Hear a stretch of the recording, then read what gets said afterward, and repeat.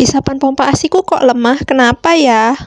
Hai Mom, welcome to my channel. Di video kali ini jawab pertanyaan lagi. Pompa ASI aku kenapa hisapannya kok lemah banget? Apanya yang salah?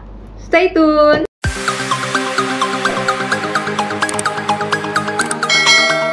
Pada umumnya, kalau misalkan pompa ASI kalian mulai melemah, itu biasanya nih yang rusak itu yang valve-nya. Valve-nya robek dikit nih. Valve yang kayak gini. Kalau valve robek kan kelihatan ya.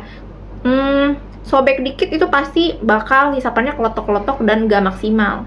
Nah, yang kedua, kalau valve-nya udah ganti tapi kok masih aja hisapannya kerasa lemah. Kalau pompa handsfree masalahnya banyak ya.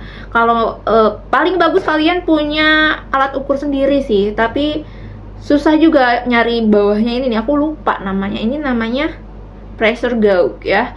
Atau kalau di tempat kalian ada tempat servis ya bisa minta tolong ditesin sih apanya yang rusak. Yang kedua, selain valve itu yang bisa sering rusak itu diafragmanya ya. Yang bagian silikon dalamnya nih. Ini juga kalau misalkan udah kendor, keseringan di steril, ini juga bisa bikin hisapan pompa ASI-nya lemah, tetap ngisep tapi nggak balik lagi ke mesinnya gitu. Atau nah, kalian cek dulu masalahnya itu di mesin apa di spare part. Kalau misalkan di mesin kan bisa kerasa nih, nyalain mesinnya terus rasain di tangan. Nah, kalau hisapannya kuat banget di tangan, berarti masalahnya adalah di spare part. Selain yang masalah yang di silikon, valve, diafragma, corong yang keseringan di steril atau pernah mengalami pensterilan yang terlalu panas ya, kap dan corongnya ini juga bisa bikin hisapannya lemah. Nah, corong ini satu set harus diganti.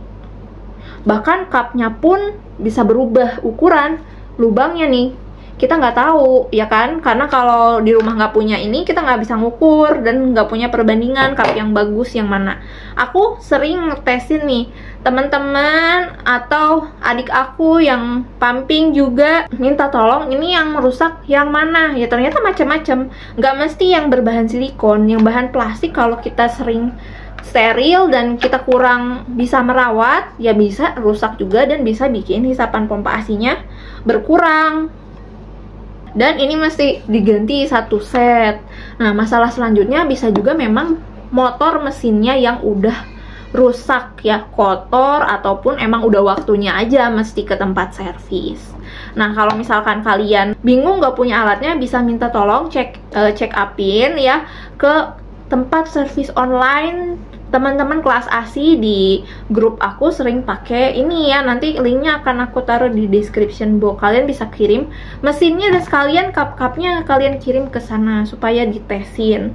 Nah, gimana kalau yang bentuknya corong nih, corong-corong kayak membuung kayak gini, kemudian spektra misalnya, sama ya masalahnya tuh nggak mesti dari diafragma. Kadang satu set bahan plastiknya ini juga harus diganti. Kalau aku pribadi, aku jarang ya punyaku tuh rusak di bagian plastik karena aku rawat betul-betul. Tips dari aku ya, kalau misalkan udah selesai pakai langsung dikocok-kocok ya, jangan sampai ada susu ASI yang mengendap di sini di cupnya. Dan kalau kalian mau steril tuh jangan terlalu barbar.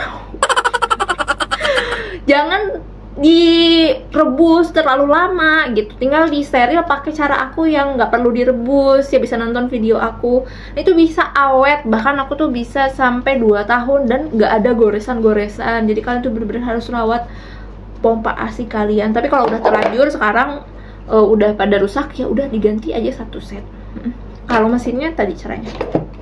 Nah, itu semoga menjawab pertanyaannya. Itulah jawaban dari aku, semoga jelas. Terima kasih sudah nonton, jangan lupa like, comment, dan subscribe. Ketemu lagi di video aku selanjutnya.